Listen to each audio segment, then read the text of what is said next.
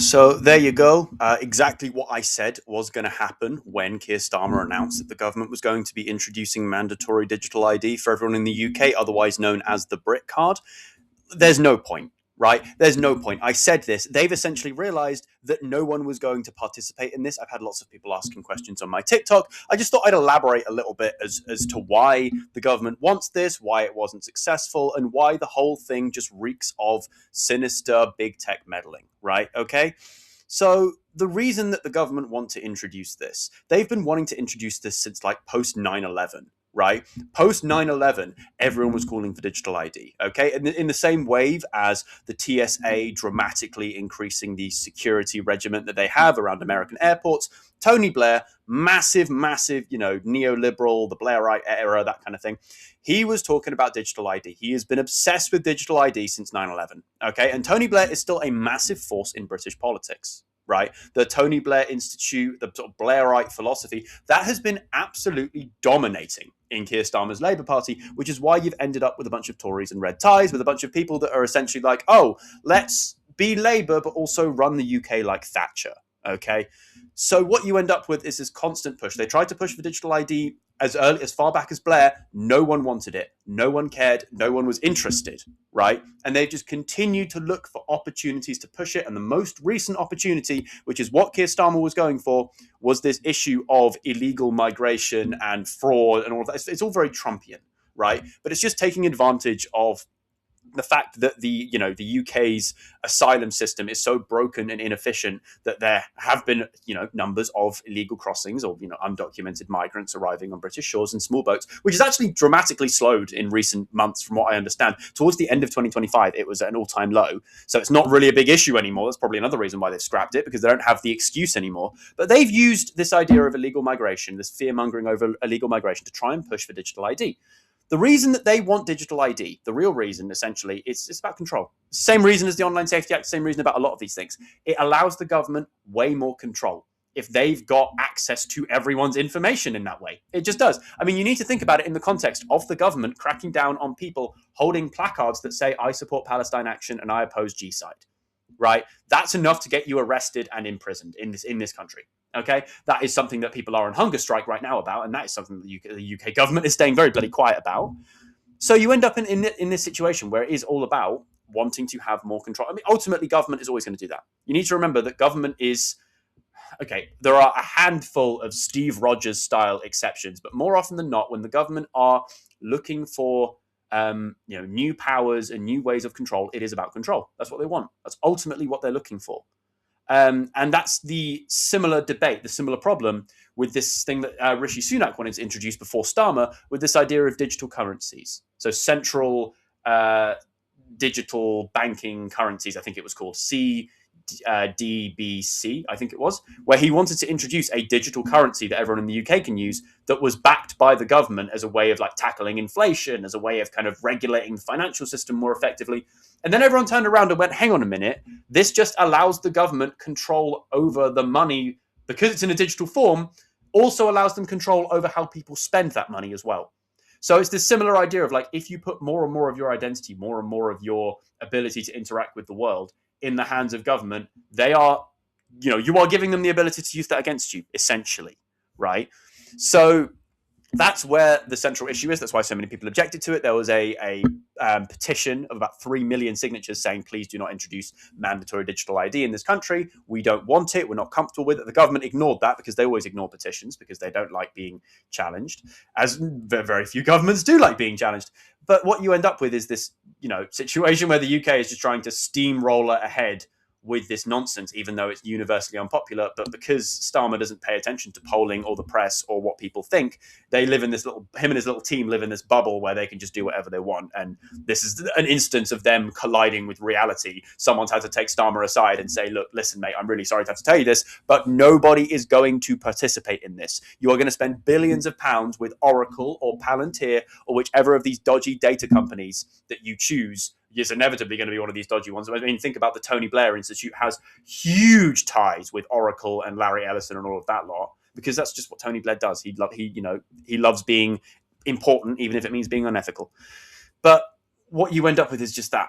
And now they've had to scrap it because they've realized that they're going to introduce this mandatory system of digital ID, and no one's going to do it. And it's just going to be a massive waste of money, and they can't arrest the whole country, especially given that they've got about 2.5 prison places spare at the moment, given the massive overcrowding problem in British prisons, which is made a lot worse by the fact that they keep arresting protesters.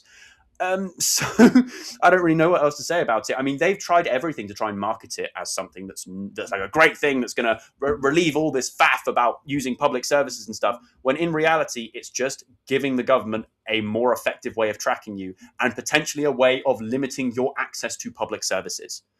I mean, one of the biggest arguments that they came out with was, oh, well, Denmark have done digital ID, France and Germany and all these European countries that are so efficient and successful, they've done digital ID. And it's like, yeah, but their governments aren't this government. And this government has proven to be untrustworthy and very interested in cracking down on the right to free assembly, cracking down on the right to protest, and cracking down on people's freedom of speech more often than not.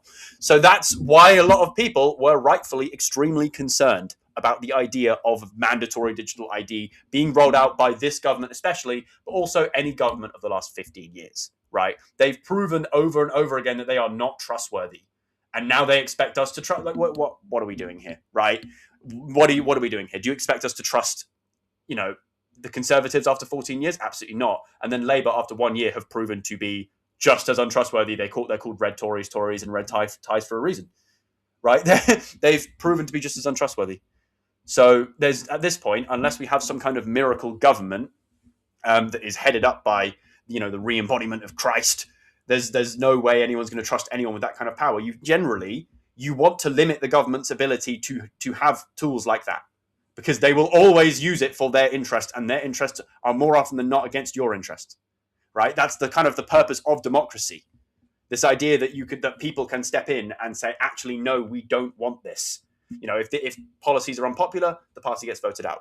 But ultimately, that is why why the digital ID thing failed, and that's why they wanted to introduce it. Ultimately, it's in the same vein as the Online Safety Act, which is has a noble intention behind it, but ultimately the worrying precedent is that the government, which again has its own interests, has been bought off by certain interests. We all know this, has the ability to determine what is and isn't acceptable to be viewed by people over and under the age of 18. So they're now able to choose what is and isn't acceptable for you to view based on how old you are. And it's like, well, that was already proven to be a massive, massive non-starter, because one of the first things that was pointed out was, oh yeah, well, the Online Safety Act is now limiting the ability of young people to watch certain parliamentary debates because it was about serious issues relating to domestic violence or women's reproductive health and things like that are, what you call adult topics, as well as videos of protests around the world and videos live on the ground in Gaza. So actually that feeds in quite well with the government's interest with regards to censorship. But that's ultimately what a lot of this digital stuff is. It's about clawing away that control very, very slowly in the name of safety, security, and efficiency. And sometimes, steps do need to be taken in the interest of safety and security. I completely understand that. If you want to talk about what's going on with X right now and Grok and the AI-generated non-consensual images of women and young people, literal CSAM, right? That needs to be cracked down on. Absolutely it does, because it's disgusting and it is immoral and it's illegal, and Elon Musk is not human enough to understand that something's been done wrong there. But this is just, what's the need? There's a government database with everyone's passport information on. There's a government database with everyone's driving information on. Why do they need more? Why do they need more? Why do they need it on our phones? Why do they need another government app on our phones? And who are they going to be partnering with? Probably Oracle or Palantir, some very sinister organizations that have very sinister intentions for our data. Let's just thinking about, you need to think very hard about what's in it for them. Because very rarely are our government, especially governments like this, going to announce a policy that is like, it's all just for you and there's nothing in it for them. There's always going to be something in it for them, ultimately. You need to think about it in that way. But that's, I'd say, if some people were asking for a slightly longer explanation, and I was thinking there's no better way to do it than here, of what's going on with regards to the whole digital ID conversation. I understand that it's got some beneficial applications, some examples, especially around Europe. But this government has proven to be entirely untrustworthy when it comes to handling people's rights. I lost the rest of that recording, but that's kind of it, I suppose, along with the fact that all of these databases that the government wants to put all of your data in are so unbelievably easy to hack. And that becomes extremely dangerous when you've got crucial information about your health or your immigration status, or God forbid, your financial information, in a place where it can be changed with a keystroke or a press of a button. So ultimately, digital ID in the UK, especially mandatory digital ID, doesn't feel necessary because they've already got your passport information, your driver's license information, all of that stuff. They can find that. They've already got that in a database somewhere. So why do they need to keep combining stuff? They don't have anything real to offer with that digital ID, as far as I can tell. And this government have proven that they are not very trustworthy when it comes to respecting people's freedoms, which is, I think, enough people are down with, are like understanding that that it was never going to be something that they could convince people to consent to. But I hope. Subscribe to Thopline. You need to stop. There are children. Like the video too, please.